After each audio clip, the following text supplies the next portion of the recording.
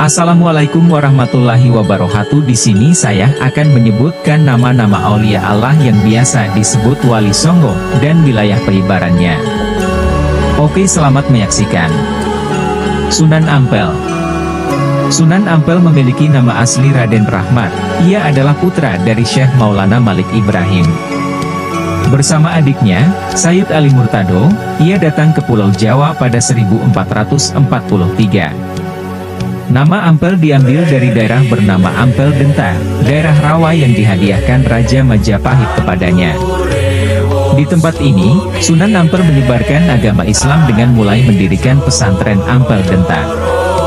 Ia wafat pada tahun 1491 dan dimakamkan di sebelah barat Masjid Ampel, Surabaya. Sunan Bonang. Nama asli Sunan Bonang adalah Raden Makdum Ibrahim. Ia adalah anak dari Sunan Ampel dan cucu dari Maulana Malik Ibrahim.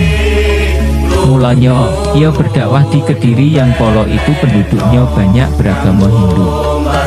Kemudian ia menetap di Desa Bonang, Lasem, Jawa Tengah. Sunan Bonang kemudian mendirikan pesantren yang dikenal sebagai Watu Layar. Ia wafat pada 1525 dan dimakamkan di Tuban, sebelah barat Masjid Agung. Sunan Derajat. Raden Kasim merupakan nama asli dari Sunan Derajat yang kemudian mendapat gelar menjadi Raden Syarifuddin. Dia adalah putra dari Sunan Ampel dan juga saudara dari Sunan Bonang. Sunan Derajat berdakwah di sebuah desa bernama Desa Derajat, Kecamatan Paciran, Lamongan, Jawa Timur. Nama desa ini kemudian dijadikan sebagai sebutan Sunan Derajat.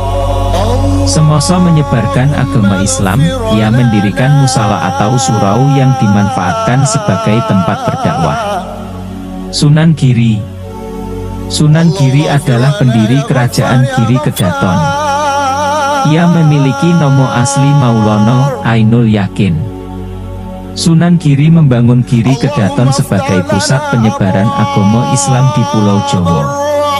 Meskipun berada di Gresik, tetapi pengaruh ajaran Islam dari Sunan Giri bisa sampai ke Madura, Lombok, Kalimantan, Sulawesi bahkan Maluku.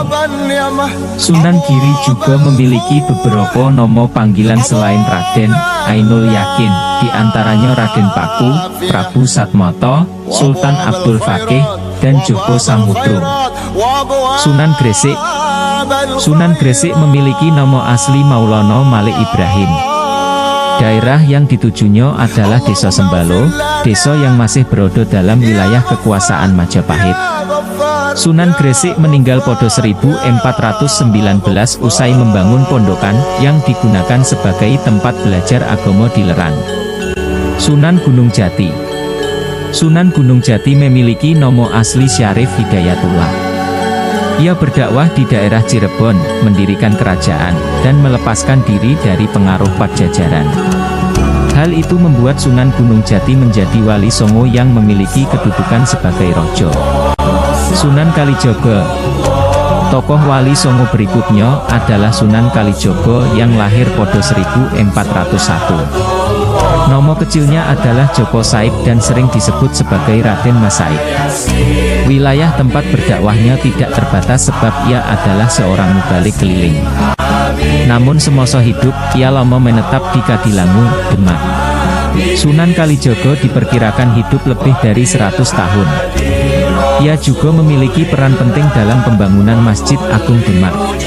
Sunan Kudus.